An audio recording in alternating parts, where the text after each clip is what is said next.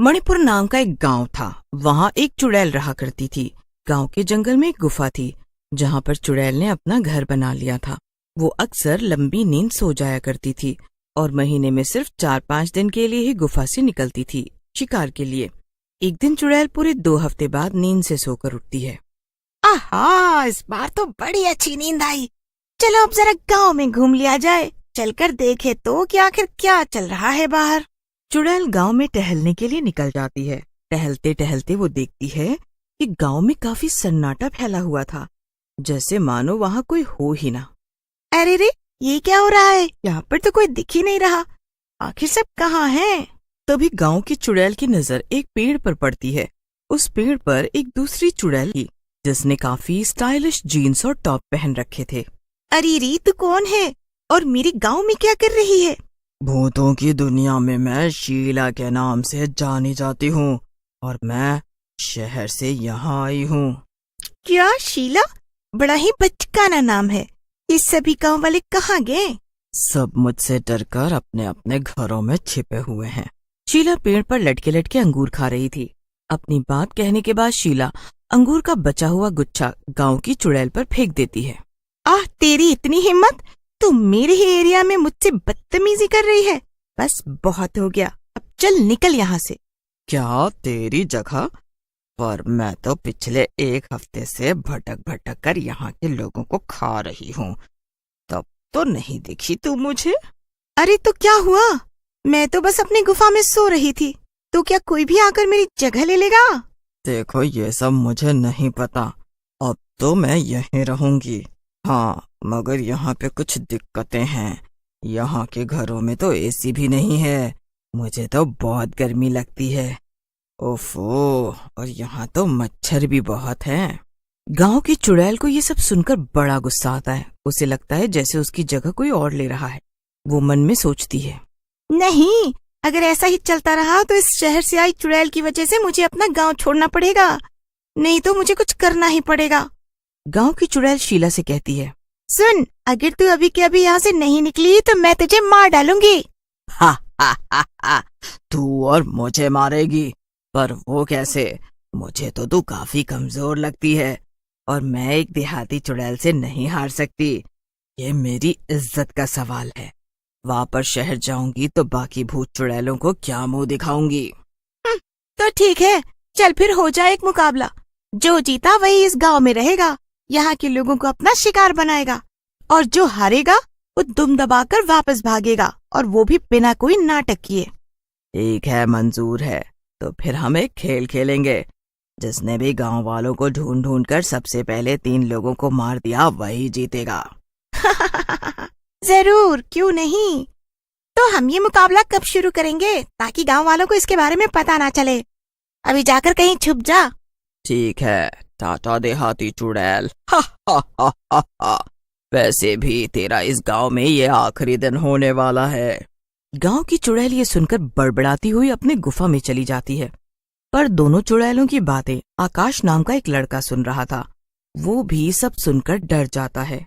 अरे अगर ऐसा ही चलता रहा तो फिर कल हमारे गांव के कई लोग मारे जाएंगे। ये चुड़ैल आपस में लड़ रही हैं और इससे नुकसान हमारा होगा।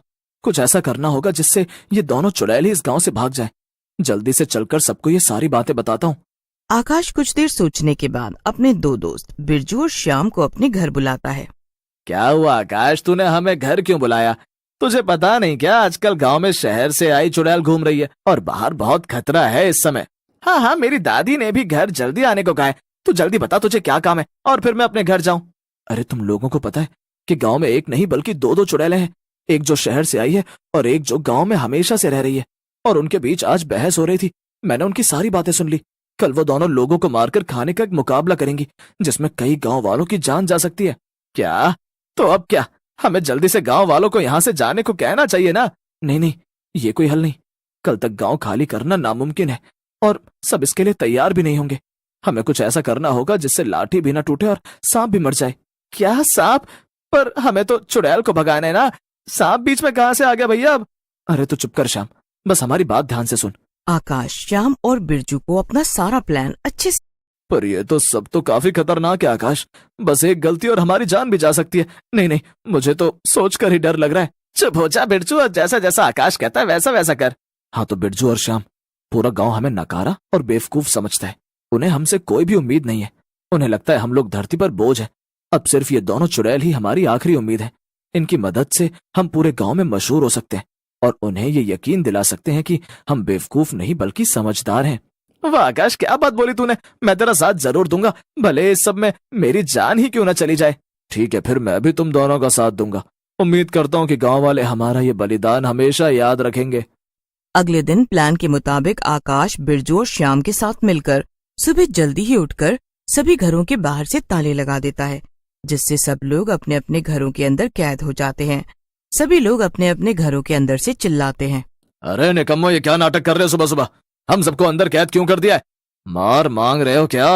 अरे चाचा जी, आपको नहीं पता, हम तो आपकी जान बचा रहे हैं। चलो, एक काम तो हो गया, अब कोई भी गांव वाला अपने घर से बाहर नहीं निकल पाएगा। इससे इन सबकी जान सुरक्षित है। हाँ, अभी तो ये लोग हम पर चिल्ला रहे हैं, लेकिन जब इन्हें पता चलेगा कि हमने इनकी जान बचाई है तब ये हमें शाबाशियां देंगे। चलो अब हम भी छुप जाते हैं, वो दोनों चुड़ैल आती ही होंगी। फिर बिरजू, श्याम और आकाश तीनों एक पुराने घर में छुपकर चुड़ैलों के आने का इंतजार करने लगते हैं। थोड़ी देर में शहर की चुड़ैल शिकार के लिए निकलती है। शहर की चुड़ैल गांव भर में लोगों को ढूंढती है, पर उसे कोई भी नजर नहीं आता। जल्दी जल्दी से मैं जाकर 3 लोगों को मार के खाती हूँ, लेकिन अभी वो गंवार चुड़ैल तो सो रही होगी। जब तक वो उठेगी तब तक मैं अपना काम पूरा भी कर लूंगी और फिर उसे टाटा बाय बाय कह दूंगी। शहर की चुड़ैल गांव भर में लोगों को ढूंढती है, पर उसे कोई भी नजर नहीं आता। ये सब क्या हो रहा है? कोई भी नजर क्यों नहीं आ रहा मुझे? चलो चलकर सबके घरों में देखती हूँ कि आखिर माजरा क्या है। शहर की चुड़ैल देखती है कि लोग अपने अपने घरों में बंद थे और किसी ने बाहर से ताला लगा दिया था। अरे ये सब किसने किया? अब मैं क्या करूं? ओह, मेरे लिए तो अच्छा ही है। जैसे मुझे गांव में कोई भी नजर नहीं आया, वैसे उस गंवार चुड़ैल को भी लगेगा कि गांव में कोई भी नहीं है। अब वो मेरी तरह स्मार्ट तो नहीं है जो वो सच नहीं जान पाए। हाँ, पहले चलकर उसे बेवकूफ बनाती हूँ और फिर आराम से आकर इन लोगों को खाऊंगी। ये सब तो वैसे भी कैद हैं, तो ये कहीं भाग भी नहीं पाएंगे।